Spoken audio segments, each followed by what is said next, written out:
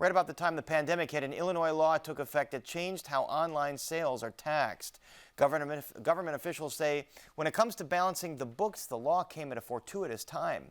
Amanda Vinicky joins us now with more details. Amanda. Yeah, Paris, the holidays are approaching, which means that it's time for cookies, family, decorating, and one of my favorites, shopping. Sales tax plummeted in the early days of COVID when many shops were forced to at least temporarily close their doors. But sales tax revenues are rising again. According to the State Department of Revenue, sales and use receipts from January to September 2021 are up 17% from that same time period in 2019, pre-pandemic.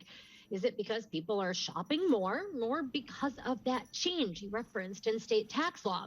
President of the Taxpayer Federation of Illinois, Portman, says the answer is both. For more on that, let's backtrack a bit. Portman says when sales taxes were invented in the 30s, stores were mostly brick and mortar. Generally speaking, most commerce was done in person at, you walked to the store, or, you rode your buggy to the store and you bought your things. It was easy to calculate sales tax. Tax was due based on the amount of money that was paid at the store, and the tax that was due was based on the town where that store was. Now, fast forward, a lot of folks do at least some of their shopping online. For logistical and legal reasons, it took governments nationwide a while to catch up with that change. Sales taxes weren't charged by many online sellers, and there were even U.S. Supreme Court cases that forbid it if a seller had no physical location in state. Tax was still due, and you as the customer were supposed to say, oops, my seller forgot to collect tax. I'll write a check to the Illinois Department of Revenue to make up the difference. Not surprisingly, not very many people did that. Oh, shocking, I know there.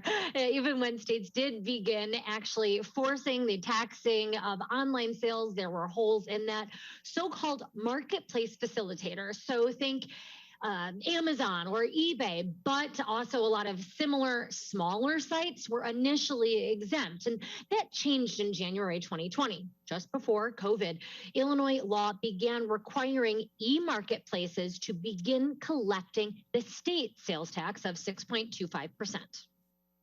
Even that was still frustrating to the municipalities who weren't getting their piece of it, and to some of the brick and mortar retailers who were still collecting over 10% in some places. And so their virtual competitors were collecting, tax was now being applied, but only at 6.25. Whereas if you're at a jurisdiction where the tax is going to be over 10, you're still at a competitive disadvantage. Brick and mortar stores got their level playing field this year. Starting in January, Illinois added a requirement that all marketplace facilitators also collect those local sales taxes. So yes, Chicago, Cook County combined is where it comes to 10.25%. Not just the state 6.25, it's the rate that applies at your house. When you are ordering online and something comes to you, it's not the tax at the place, at the warehouse, it's not the tax at their home location, it's your tax, it's the tax that applies where you live. As a result, Portman says that Illinois is now capturing a lot of revenue from vendors that it wouldn't have but a few years ago. Sorry to those who do most of their shopping online. It did come at a fortunate time for state and local revenues. I think we would all have rather not had a pandemic to prove the point. But regardless, good timing. It is not over the top to say that retail literally saves state and local governments' budgets as a result of those laws. Now, because of how taxes are reported, it's difficult to really drill down and tell how much of this is attributable to changes in consumer spending, to the new laws, exactly how much more the state or local governments are getting back from this change. But we do know Illinois is seeing an uptick in sales. You can see that on a chart. The gray line is 2021. And head of the Illinois Retail Merchants Association, Rob KARR, says that it is helping local budgets across Illinois, and the data does show that, he says, including Cook County and Chicago's.